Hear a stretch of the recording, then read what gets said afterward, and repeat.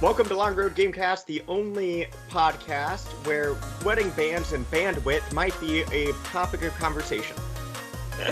I'm Jonathan. Hi, and I'm Kendall. And this week we have our first real review. It is Clubhouse Games 51 Worldwide Classics. Ooh. Very exciting. So it's published by Nintendo, developed by ND Cube, mostly a bunch of former Hudson Soft employees. Do you know Hudson Soft? No, I have no idea who they are. Yeah, those PlayStation kids, they don't know anything. They made all the Mario Party games, and I think they continue to do a lot of Mario Party games. Mario Party's fun. Yeah, Mario Party's a thing. Perhaps that'll be a conversation. A generation has permanent scars in their palms. It's not like stigmata or anything. It's just they rotated the analog stick in their Nintendo 64 controllers until it burned a hole through the skin. It's tragic, really. Yikes. Oh my goodness. Yeah. So this game had a prequel on the Nintendo DS in 2006 called Clubhouse Games. And it was released June 5th, 2020. For the manufacturer suggested retail price of $39. So $20 cheaper than a normal full price game. So before we get started, we go into the basics of the game. How's your week been? Anything that you're playing besides Clubhouse Games? Anything that you have done which is really exciting? Well, it was my first week of graduate school for the semester, so I don't know if we count that as exciting, but I didn't play a lot of games other than the Clubhouse stuff because I was doing syllabus reading. Yeah, sounds like an excuse to me, but I know. Clearly, I have some misplaced priorities. I need to work on that and make more time for gaming. I mean, that's clearly the lesson that we learned this week.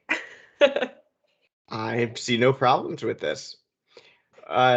I actually have just been doing Breath of the Wild DLC, and I have realized that I have very little patience for actually the way the game wants you to do it, which is to figure out all these hints. So I've just been scrolling through guides on a tablet. Did you ever get the motorcycle? Oh man, that's like the last thing. Oh, that's like the hardest thing to get. You get that so you can ride around when there's nothing to ride around. Yeah, well, I mean, they give it to you, but then you ride around and there's nothing to go to because you've done everything. Gotcha. At least that's my feeling. Maybe I'll feel different if I actually get it, and I'll just have everywhere in Hyrule to go, people to see, things to do still, but I sincerely doubt it. Fair enough. Well, I wanted to start us out with, since the premise behind this game is tabletop games that you turn on your TV to play. So all of those things that you might have in your grandmother's game cabinet, depending on where in the world your grandmother is from, you might have some of these games. Sure.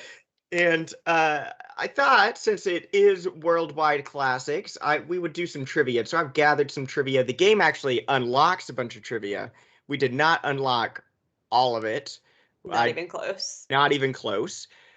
But I did look up my own trivia, and I've not shared with you what it is. And so you're going to guess which game I'm talking about.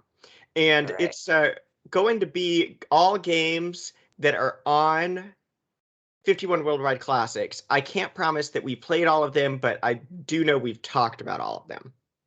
Okay. All right. We'll see how I do. I'm not good at trivia. Number 1. Okay. This game's history can be traced back nearly 5,000 years to archaeological discoveries in Iran. Oh, dang, that's old. And it was in Iran. My first thought was going to be like Mahjong or something, like old, but I don't know that goes to Iran. No, I think that's Mahjong very Asian, I will right? tell you, Mahjong is very Japanese. Right, that's what I thought. I was like, that's like very, very not the right continent. I could be wrong, but I don't think that King Nebuchadnezzar in like the Babylonian Empire was playing Mahjong. But if someone has evidence, I will eat my words. No, I think that is a correct statement, but oh gosh, I don't know. Do you want to guess, or do you want me to give you a hint? I would like a hint because I have no idea what to guess right now. It is one of the mini games that have black and white pieces. Okay. Was it I don't know what it was called, but one of the first nights we played this game, they were like these little black and white pieces, and you had to like kind of throw them at each other, and they Hint go in. number 2, we did not Okay. play this game. Oh, that's awkward. Okay. At least we didn't play it. I think Zane and I may have played. Our neighbor and I might have played it. Okay. Well, we played a lot of them, so you would think that would narrow it down for me, but is it the hexagon one? Are you talking about Chinese checkers?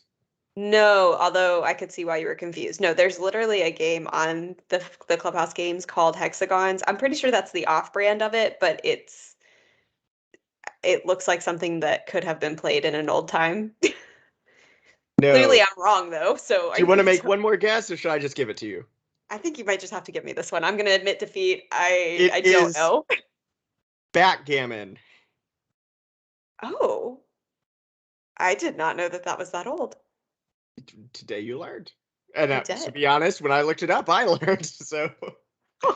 yeah, Okay. as Kendall mentioned, a lot of the games that are, we know them by like kind of copyrighted, like Hasbro will copyright the name of a game. And then this game has to call it something else. Like, there's not.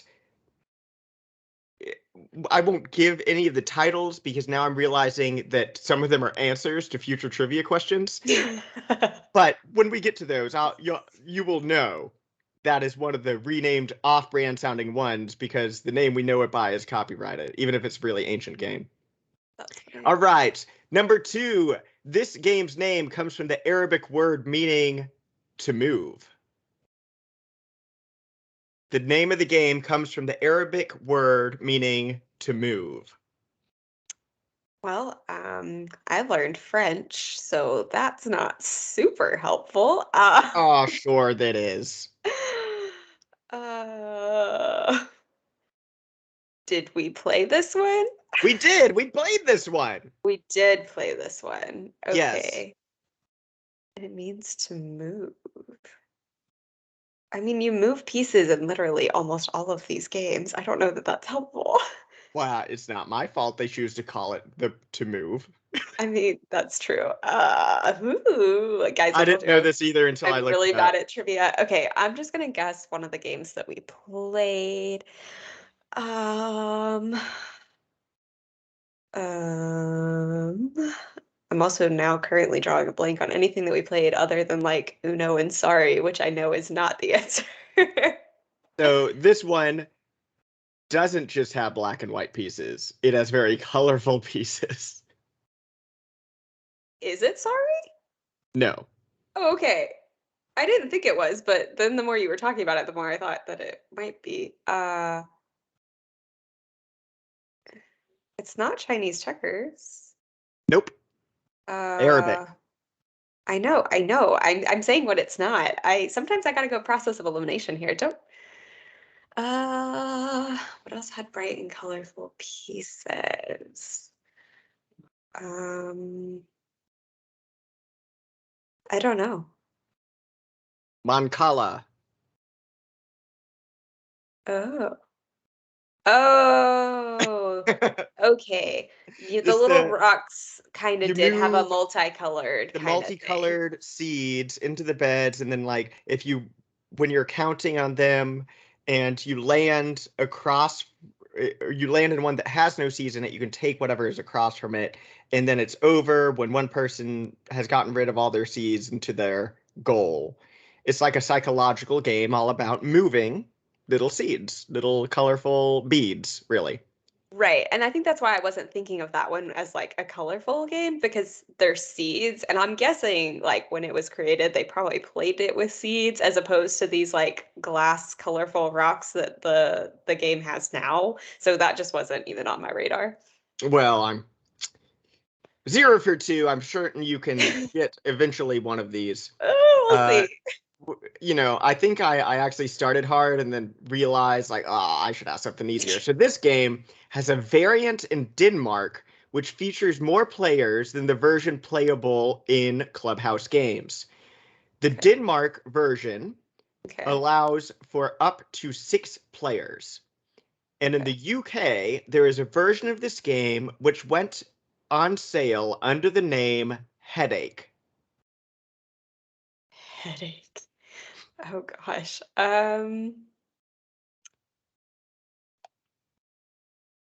Is this one Sorry? Because I feel like Sorry is a headache. It is Sorry, which is Hasbro called it, I think it was Hasbro, called it Yes. Headache in the UK and Sorry in the United States. But in Clubhouse games, it's not called Sorry. It is It goes called by, Ludo. yes, which comes from, do we know where Ludo comes from? I don't know where the name Ludo comes from. I think the game comes from India. Yes, I think you're correct on that. A lot of these are like originated in Asia somewhere, Mhm. but not all. Like All this right, so I next, got one. I got you one. did 1 for 3 so far. Number 4, the highest score possible in the standard 3 rounds is 180 in this game. So in 3 rounds, the highest you can get is 180 in this game, which is not, I believe it is not originated in Asia. Okay, so it's this. Is this darts? It's darts. Yes. Okay. I was trying to think. Yes. There weren't very many of the games that like kept a score, so that eliminated a lot of them. Yeah, there you go. And I can tell you, looking at the Wikipedia page for darts, a lot of the top darts players are very English, and there's a Welsh guy, and there was one very remarkable American woman from California who sadly died in 2017. Just the things you can learn looking at the page for darts in Wikipedia. Number 5, you are 2 for 2. Let's see if we could tip the scales over to being more correct than incorrect. All right, so this game, in 1988, this game was determined to be legal to play in official establishments in California. After a court case, Tibbets vs. Vandekamp declared it was a legally distinct game from a banned game entitled Stud Horse. So that was a lot. It was declared legal because in California in 1988 to play like an official establishment. Okay. But the reason it was considered illegal is because some people were considering the same type of game or the same game or just a variant of a game called Stud Horse. But the courts said in Tibbets vs.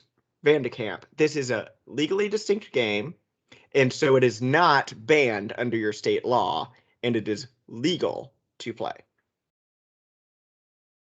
Fascinating. My first instinct was going to be some kind of card game, like at casinos or something. You're warm. Okay, so I'm getting there. I don't know that. I'm not familiar with the horse game. What was that called? Stud Horse. Stud Horse. I did not know it either, so I wouldn't devote too much energy to the name of the game it was similar to. Yeah, because I don't think I'm gonna figure that out. So it's probably a type of card game. I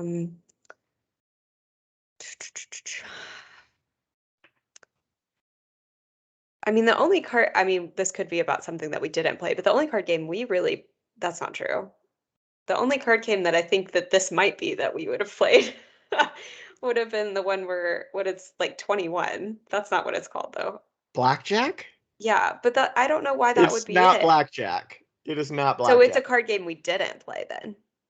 That is correct. We played 2 card games, but it is also not the other one that we spent a lot of time on. Yeah, well, we played more than 2 cards. Oh, that's true. I don't know. Doesn't matter. Okay, so it's a card game that we didn't play. That you would play at an establishment. I don't know. Very popular one. Any guess? Like a Texas Hold'em or something? Yep, that's it.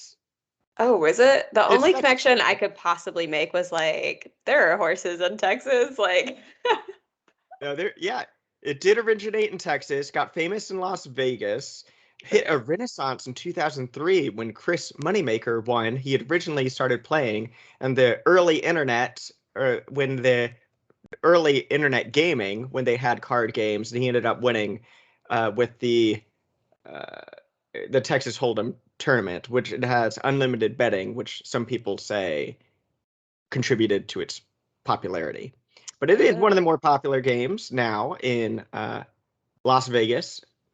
So that is Texas Hold'em. You are 3 for 2. Ooh, barely, but we did it. This game, for number 6, this game has been mathematically solved. That means solutions have been worked out which could ensure a given player, in this instance the first player, always wins. If both players played perfectly, the first player could force a win on or before the 41st move. The 41st move, that's a lot of moves. Yes. But this is if both are playing perfectly, because it's a mathematically solved game. So even if a person's playing their very best, if you go second against someone else who's playing the very best you could possibly play, you will still lose, even if you didn't make any mistakes.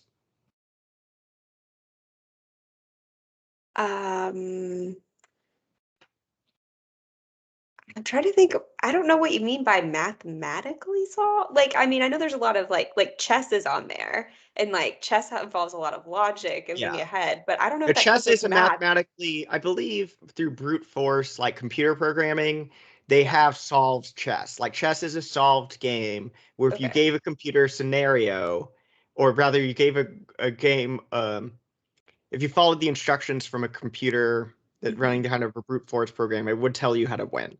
Like they have figured out what the correct moves are to So is win. it chess? It is not chess. Oh. Huh. It is a much simpler game from chess, but uh, as a testament to how complicated simple games can be mathematically, it is the 41st move after perfect play on both players that the first player would win. So is it checkers then? It is not checkers. It is played with something similar to checkers. I think I should just tell you this one. I think I don't know. I can't it is imagine. what the game calls 4 in a row or connect 4. You can mathematically solve Connect 4? You can mathematically solve Connect 4. In fact, it has been done. Connect 4 has been mathematically solved because it's all about directions and uh, spatial. I guess it's a giant puzzle, really. So you are at 3 and 3. Number 7. All right. Hwatu is commonly played in South Korea during special holidays such as Lunar New Year and Chuseok.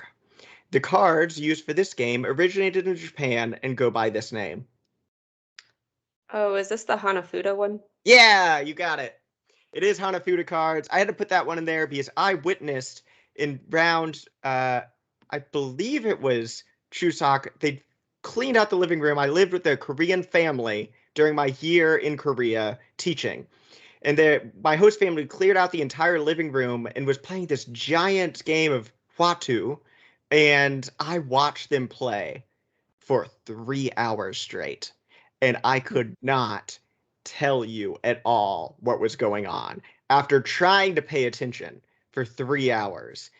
And it's difficult to explain when everyone's speaking the same native language. It is almost impossible to try to explain with any significant language barrier. And we will talk about the pedagogical teaching tools that this game has. I think it's the strong suit of the entire Clubhouse game package. But That this is, might be something we disagree on. I mean, I really like, they don't have Watu because, not to get too in the weeds, but the Korean version called Stop Go, played with these kind of cards. They have slightly more cards because they have jokers, more or less. But Hanafuda cards are painted usually like trees, different seasons, and there's a set of cards for each month. And different plants, and then there's a banner or poetry, there's a flower, and then there's like garbage cards, or what the Clubhouse Games politely calls chaff. So those are the Hanafuda cards, and there's all about matching and certain pairs, and it's pretty psychological. And I do appreciate, we'll get to this later, but I do appreciate how Clubhouse Games doesn't let you make illegal moves. So anyway, all That's right, true. final one. So Okay. you are ahead by 1. You have Okay. 4 correct, and you have 3 incorrect. This will decide whether you are a winner or whether you break even. Number 8, the lowest ranking person in a round of this game is referred to as a scum or bum. Oh goodness. We did play this game, to give you a hint. The lowest ranking person in a round is a bum. Was this president? It is Okay. President, the card game, apparently also a sort of party game, drinking game in some quarters. So that is correct. The person who is first in rank is the president. The person last in rank is scum or a bum. And there's probably even more some crass names depending on which, even more crass names depending on which version you're playing. But that is correct. So you Wow. I think the only reason I guess that is because when you play the game, if you're in first place and then someone at the beginning of a round and someone beats you, even if like you were in second place, like you automatically, like if you lose as a first place person, you automatically go to the last place. So like that seemed to make sense. You go from president to the bum.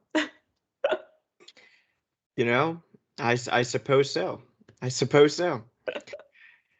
All right. Well, thanks for playing. You got 5 out of 8. Okay, I did better than I thought. I There mean, you go. we don't need to figure out what percentage that was, but I I mean, certainly couldn't in my head. I'm not the person who mathematically solved Connect 4, after all. yeah, no. Um, All right. So this game is all about tabletop games. I mean, it's that kind of games that we mentioned, from backgammon to Texas Hold'em, to Hanafuda Cards. There's also some toy games which weren't as easy to find trivia on, other than there was apparently a slot car craze around the 60s. fair. So there you go. People were into slot cars around the 60s until the 70s, when remote control cars kind of took over. Who knew? But there are 51 games, but 51 is the total that you could possibly play in any configuration. So there's some, like Solitaire, it's Solitaire. You can only play that by yourself. And it is not too different from the version that you had on Windows 98, except it's prettier. Uh, then there's 2-player games, 3-player games, much fewer in number. There's some 4-player games, and then there's just different combinations. You can play online. You can play with multiple Nintendo Switches, even on the tabletop. Uh, our neighbor and myself did some slot cars and tanks. It will like span both screens when you put them on the tabletop, and that's pretty cool. But I will say probably the best way to play this game, as far as variety of games that you could play, Mhm. is the way that we did it, which is Yes. with 2 Nintendo Switches online. Because unfortunately, there's no, and you can kind of understand why for card games. Like maybe they could have put a pause screen in between, and you pass around the Nintendo Switch and then you click OK and it shows you your cards, but there's no such thing. So the card games you can't play with one Nintendo Switch. A lot of the games like that require more than one Nintendo Switch. Nintendo does throw you the bone of having a friend pass, which is it lets you download with one copy of the game. You can have friends download some of the games and play with them, which is pretty nice. Kind of like the DS download play from back in the day for the Nintendo Switch. And also, I don't know if we were going to talk about this later or not, but um, doing 2 players online versus 3 players online drastically changes how many games that you can do. There's just so many more you can do with 2 players versus 3, where it like just Yeah, it was super below few 10. games. Would you say it's Yeah. below 10 for 3 players? But it was in the dozens for 2 players. Yeah. So like really like that online with 2 switches and specifically with 2 players, like Yeah. that is the optimal way to do it. And we did play with more than just us at one time. I went to a neighbor's house for dinner, and he had a copy of the game and a Switch and Nintendo Switch Online. I ran over to our apartment because it's literally like next door, Yeah. and came with my Nintendo Switch, got onto their Wi-Fi, and started playing on mine. And then we had the Nintendo voice chat just on my phone, so there wasn't going to be a bunch of reverb. So we did the Nintendo Switch Online app, which if you have, you can do voice chat that way. We'll talk about why maybe that's not the best way to do voice chat for this. I'd much more recommend you do Discord or a phone call. Yeah. But it is possible, and we played, 3 different Nintendo Switches online connection. So we weren't limited because we were trying to do 2 players to a Switch. We were doing it the most expensive way we could have done it. Yep. Though, we're running on 1 copy because of that family plan system and some backdoor sort of ways to share digital games.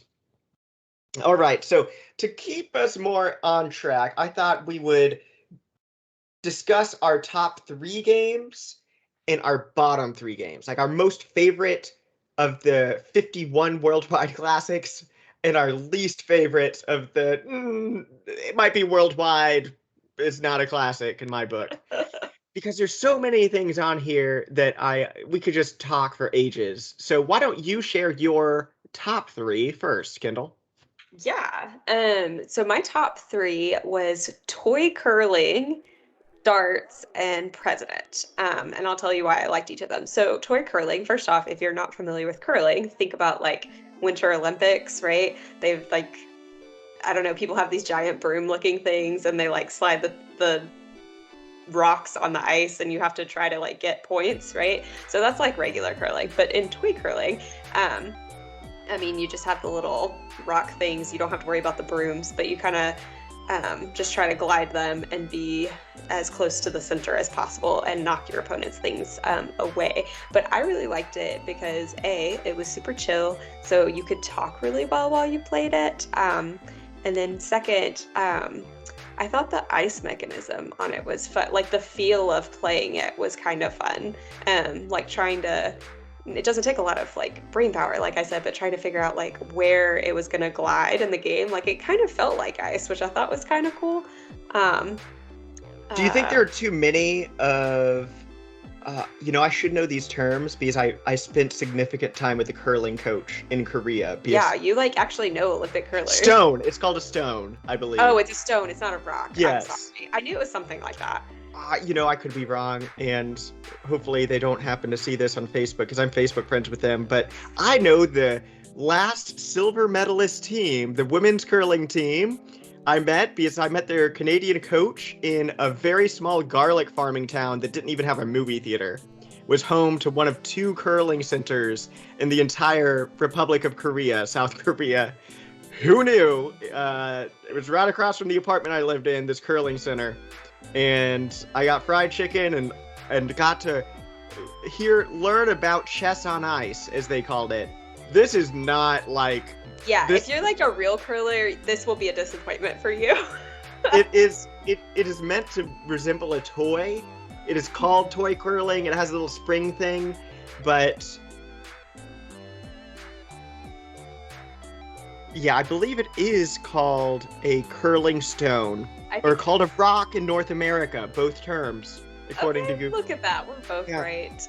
So, do you think there's too many? Because I felt like, man, we're shooting like 7 or 8 of these. And it feels like only the last one mattered.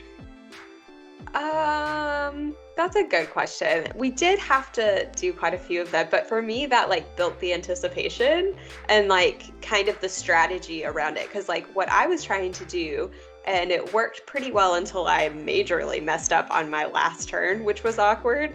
But I like was trying to create like I would slightly overshoot the stone so that it would kind of be closer to where Jonathan has to sling his, so that he would basically have to bump me closer to the center. So like I kind of created a wall so that he would kind of push me closer, which worked really well.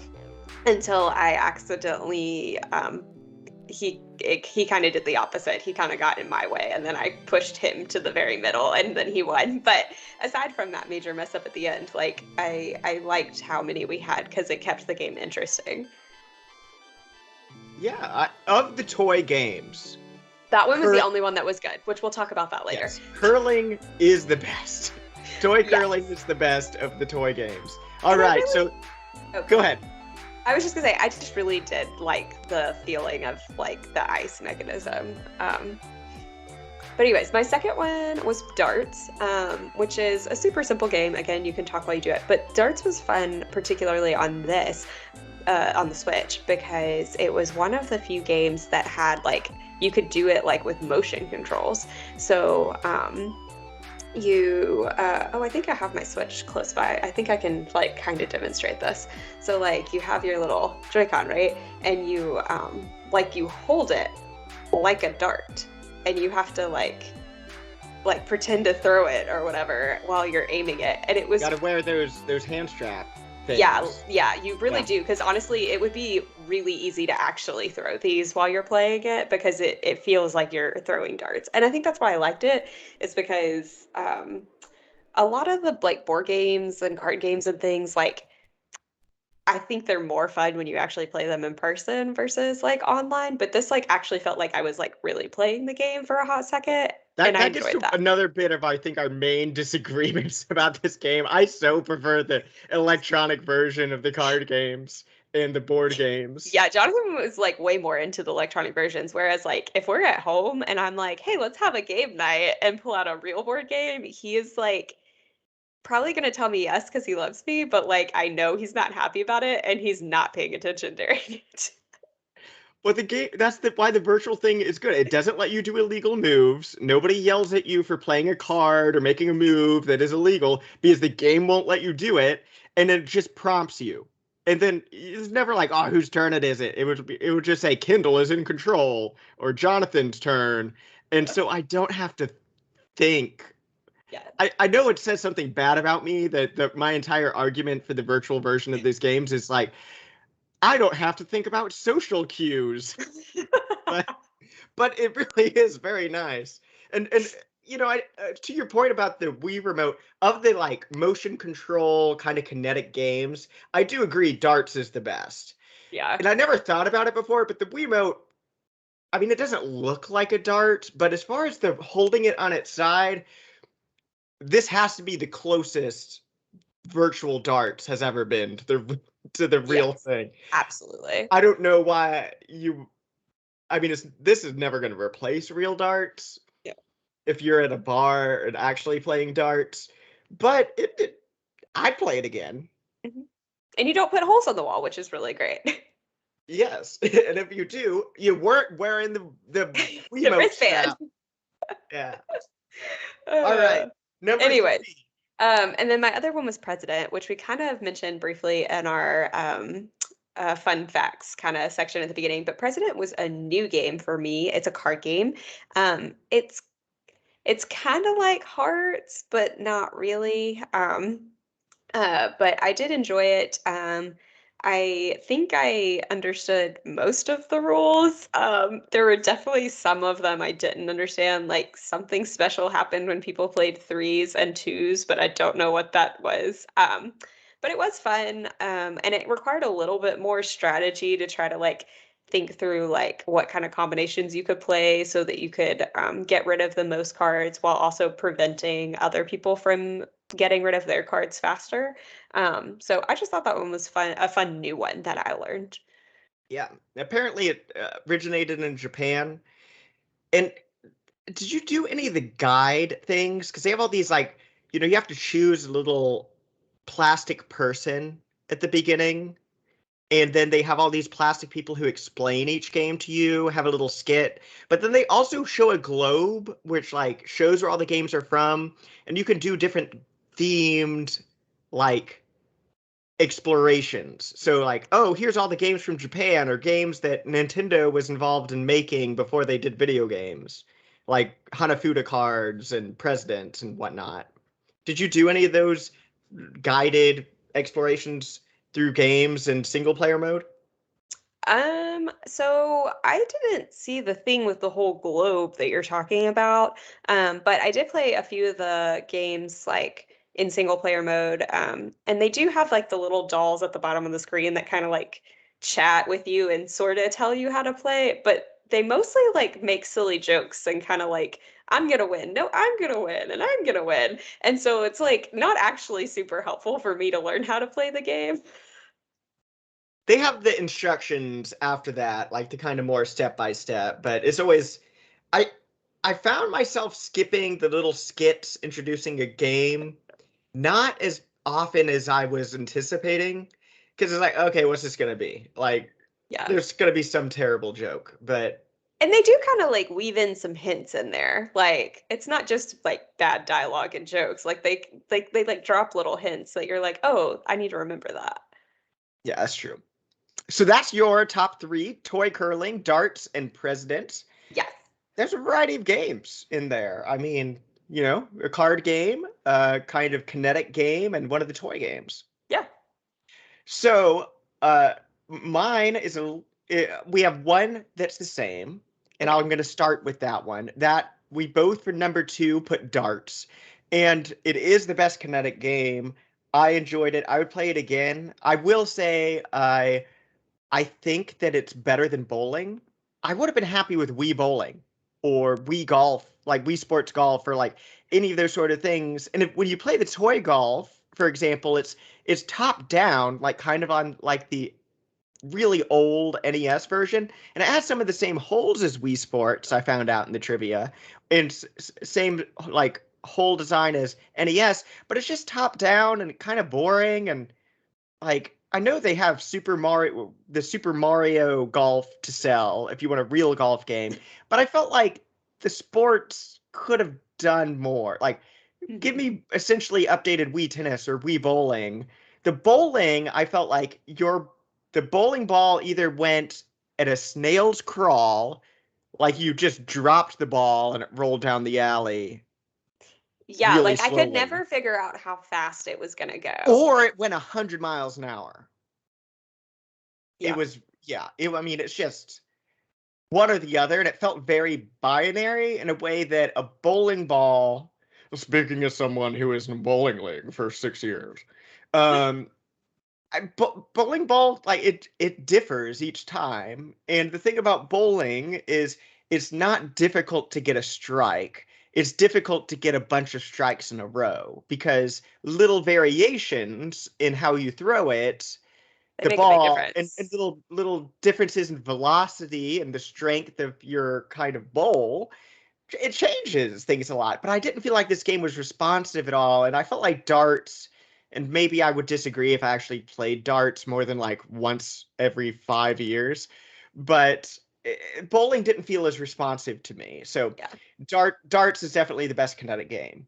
Mhm. So the other ones, Hanafuda, or the specific Hanafuda is the type of card, Watu in Korean.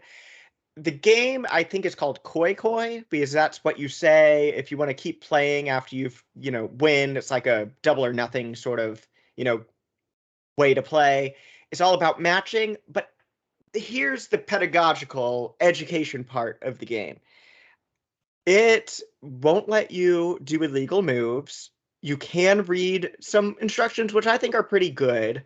And I played alone after we played because I just wanted to figure out um, how to play against the computer Hanafuda Cards Koi Koi. And that seemed to really help you because you understand this game significantly more than I do. And I didn't do it just by I'm not myself with the fully computer. there. Like if we got a Hanafuda set and we were just playing, I would still be looking at the instructions a ton. But again, that's the real advantage of the Switch is I feel like if I played this if for a couple more hours, I would internalize the rules enough to really actually be able to play Hanafuda without a whole lot of the frustration of like your friend who's super into it. Your friend's super into a game. They think they're explaining something really well, But they're and not. they're not. And also, I'm dense and not that great of a learner when it comes to games, and I don't have a high tolerance for steep learning curves. But this uh, was helpful in a way that Solitaire wasn't. I tried Solitaire. on this set, and like you can just tell the computer, give me the next move, and by the end of the game, I was just like, give me the next, like just having the computer play for me, because I looked it up. In some forms of solitaire, it's 1 out of 30 times that you can have a winning game. And speaking of statistics, and you saying, oh, they solved Connect 4. Solitaire is not solved, and according to some article I read, some statistician says it was one of the embarrassments of applied probability that they have not been able to solve Solitaire. That's a little dramatic. Well, you know, applied statisticians of applied probability. Let them have a little drama and flair to their lives. I'm not sure how much there is. That's true. They're probably not getting much of that elsewhere. For people who do like actuarial tables, I don't know how much drama there is in their lives. I could be wrong. I know someone who does that work and is very happy with it. So, darts and Hanafuda, and then I really liked Mancala. I thought Mancala is fun. Good. Yeah, and it was definitely up there. It's one of those games I did play, like real in-person Mancala. I have played. I think this version's faster. I don't have to pick up anything. I just click A. But I will say, like, that's kind of one of the downsides is that, like, sometimes I can't really tell how many are in the little pocket. So, like, it's easy to make mistakes on your moves. Is there a rule, though, that, like, if you pick up the stones, you have to drop them? Like, you can't just... Oh, is there? I don't know. If there is, I can tell you that we broke that rule regularly and would pick them up to count them so we could figure out how many were in there. Fair enough. So, all right, our top 3, Kendall, toy curling, darts, and president. Me, Jonathan, Hanafuda, darts, and Mancala. Variety of games there. Definitely recommend them. Let's get to the games that we would suggest. You know, if you get this game, maybe play these once to verify what we're saying is accurate, but we would bet money, or maybe not. But we would be willing to wager, if we were betting women and men, that you don't want to pick these up again. So, Kendall, why don't you walk us through? Yeah. I disagree with your first one, by the way. That's interesting. I thought battle tanks, toy boxing, and toy baseball, all 3 were solid, like, one and done. Never gonna play those again. But basically, like, anything that had to do with, like, a toy, with the exception of my toy curling, of course, it was just not fun. Like, when I say toy boxing, like, it's talking about, like, that old school game where, like, you've got the 2 boxers, like the red one and the blue one, and you just press a button and they kind of like punch each other until one of their heads like goes up. So it was that. So basically you're just Sock'em robots. Yes, that's what it's called. So basically, like, you're just button mashing A or whatever it was until, oh, I guess you could defend, but still, it was basically just button mashing until one of you, like, fell off. And that was just not entertaining. Like, if we're going to play a fight 'em, like, let's play Smash Brothers or something that's more entertaining. Toy baseball was like, if you... Frustrating. Yeah, the mechanics in it were weird. It was like if you were in like this like old school like pinball style baseball kind of situation. I felt like nothing happened in real time. Like if I pressed A to swing, it would swing 5 seconds later. And then of course you had no control over like where it went. It wasn't like if you were on the defense, or sorry, if you were in the outfield, you didn't have any control on if you could like really like grab the baseball or not. Like your outfielders just kind of move on a rotating side to side thing. So it's like the ball either hits them or it doesn't. And it was so boring. The mechanics were weird, like not enjoyable. And battle tanks, I will say I might have put them in the wrong order. I said battle tanks first, but I might have been my third because I liked it better than toy boxing or toy baseball. But like it was just awkward. Like you were supposed to shoot the other tank But like it was just awkward. Like the angles were weird, moving the tank was weird. I lost interest after like 10 seconds. It was just not for me. That's fair. I think mine are similar. We have two of the same, toy baseball and toy boxing. And then I put solitaire because solitaire is boring. And I know office workers everywhere have been sustained through many a dull day through solitaire. And great for you. But could just continue playing it on your desktop. You don't need to boot up your Nintendo Switch, which has just Yeah. dozens and dozens of wonderful, wonderful games, including games on this very collection, to play solitaire. Maybe someone will email us. We do accept letters, longroadgamecast@gmail.com, to tell me that I'm wrong about solitaire, but I just don't see it.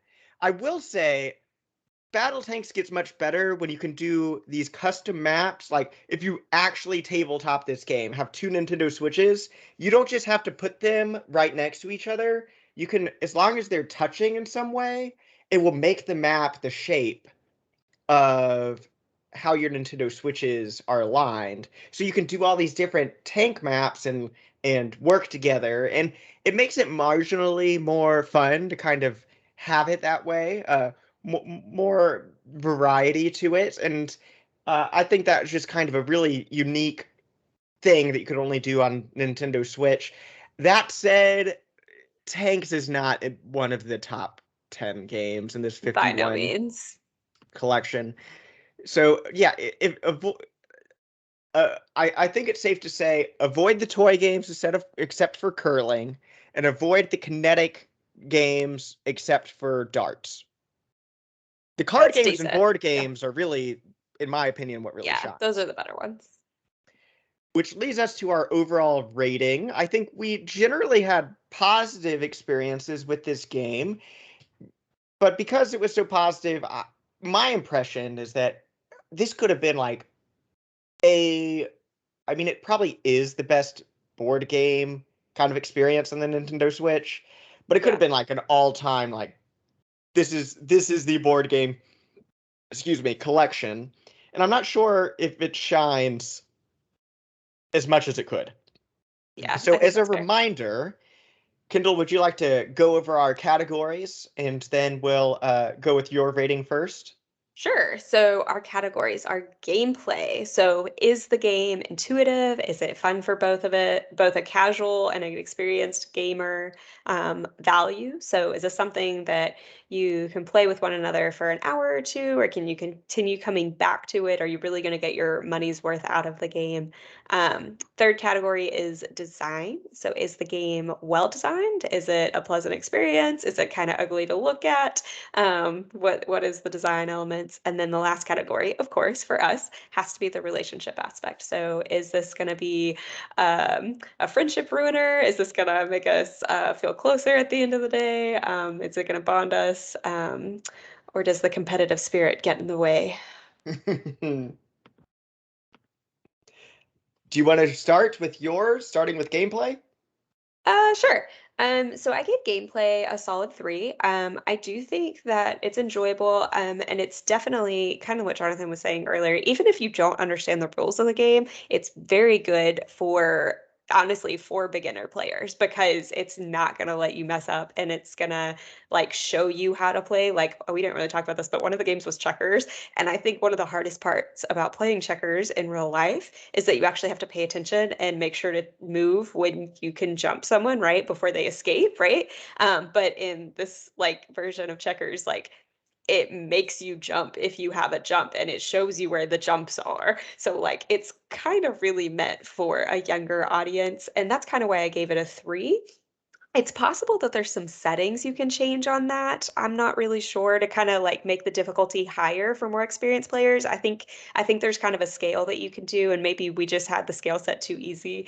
But it's definitely very, very kid friendly, very family friendly, and a good solid like when I say 3, like that's a solid like average. Like that's not anything negative. That's just like a solid It's a average. 3 out of 5. Yes, yes, that's helpful. Do you want to do your gameplay score and go back and forth that way? I also gave it a 3. I think that like it's yeah, I can't really, it's good. Yeah. It's There's nothing good. else to say about that. It didn't blow us away, but it is good. So in terms of value, I give it a 4. The game is not as expensive as other Switch games that run like $60. This one's a solid $20 cheaper than that. And then of course you get 51 games, even if they're not of all equal interest to you or availability, depending on how many people you're playing with or how many switches you have. But like, I mean, we'll definitely can play it several times and come back to it. Whenever you're bored with one game, you can always switch to a different one. So honestly, it does really great if you're like someone who loses interest in something fast because you always have something else you can go back to. Yeah, I did 4.5. We bought one copy of this game and we're both able to play online. Essentially, I downloaded it first on my Switch, but paid for it with Kindle's account, and that lets us both play one another online with a kind of Nintendo Switch family sort of plan account. And just the value, if you're a person who is looking to play online games with regularly, like set up a specific time, like we do, for friends, brother, sister, wife, husband, significant other, whatever. Like this game should just be on your system. Yeah. And while it's not perfect, it's not a 5. I gave it a 4.5 because I think it's just one of those things that there's going to be something that you can find to play on here and both enjoy. So 4.5 was my score for value. Yeah. In terms of design, I go to 3. I mean, it looks clean. The music in the background for the games is really great. It's really fun. Different music for different games. So that's all great. I will say we did have some problems like with the way that it deals with like internet interruptions. Um, it like it can't save your game like if one of you gets disconnected. So like there were several times we were like almost to the end of a game and then like I got disconnected. So then like we never got to see who won. I mean, we can assume that I won, but I don't have any proof of Yeah, that. sure. We So can assume wrong every time. I mean, but yeah, so I didn't love the way that it handled like that online disconnection. Like there was no way to pick it back up, which also made like and like you had to like restart every time. So like if you got disconnected, you had to like one of you had to reopen the game room and then join the game room and then do this and that, and it was just kind of annoying. and if you're using the Nintendo Switch Online app to do voice chat, the voice chat is only for when you're in a game together. So Like you have to be discussing, in the game room, yeah. yeah. And like you can discuss once you're in a lobby together and have confirmed, but setting things up, there's no real lobby. I mean, there is a lobby, but it's not like other games that have an area where you can just meet up and chat. It's not the most intuitive online experience like Nintendo a lot of times doesn't always Yeah, you get have. that sometimes. But so this is a 3. It's fine. It could be better. Those extra 2 points it didn't get are like all in the online sort of experience. But you're going to want to just pick up the phone, get on Discord. Yeah. I wouldn't mess with the Nintendo Switch Online app. Yeah. Yeah, and with Discord, I mean, if you're going to do the Nintendo Switch Online app, you have to use your phone anyway, so you might as well just use Discord or use your phone if it's just one other person. That's true. And then the last category for relationship, I gave it a solid 4.5. It really none of the games on here get too heated. They're all pretty chill games. Especially, I think when you're playing online, it takes away some of the competitive spirit. I don't think or I don't know, maybe I'm just not as competitive as I think I am. But I think when You I need to play, see some people who game online and tell them they don't have the competitive spirit. yeah, I don't know, but like I found that like not playing these games in person, I was actually much less committed to winning than I usually am. But also, You it didn't have a made it. crowd to prove yourself in front of. Yeah, I guess. I don't know. But because of that, like it meant that a lot of these games, because they were familiar or it was like the computer helped you play to learn, like we could actually talk while we played basically everything. Which is kind of the whole point is like when we're at the end of the day, we're doing something fun together, but also like kind of talking about our day and talking about life. So that was really great. Like you can actually like have a conversation while you're doing things. And that leaves us with our total for me. Mine was 4.5 as well for basically for the relationship category for all the reasons that Kendall said, meaning that we gave very similar scores, 15 out of 20 for me, 14.5 out of 20 for Kendall, and a normal 10-point scale, that's 7.5 for me out of 10 and 7.25 for Kendall. So it's a solid good. We recommend it. And we will see where it ends up on our rankings of other games as we continue to go more. But right now, it's our number one, and it's our last game. I think it will be pretty high up on the list, maybe, but it's not going to be the top of the list as far as... That's a safe bet, yeah. We will see. But there's a lot of different ways to play. I mentioned the tabletop mode that I did with a neighbor. We didn't get to do Friend Pass or some of those local play options. And, there's some features that I heard. I didn't play the DS one, but doing research, like you could draw on the DS little messages or whatever, do like little drawings. And I think that, in lieu of being able to see one another's poker face playing Texas Hold'em, I would have loved just to draw little taunting, cartoons just for fun. I think it definitely would have, it would have like made the design score go up if they had more fun elements like that.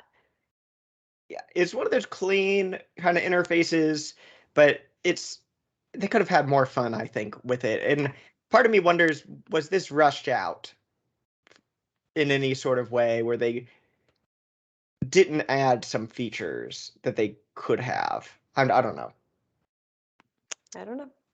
All right, so that almost wraps up everything that we have for tabletop games or Clubhouse games, 51 Worldwide Classics. Any other final thoughts on this? No, I don't. Do you want to tell them what we're going to do next week? We're going to play Splatoon 2. What? Which I've 3 or 4 years after it came out. We've already been playing some.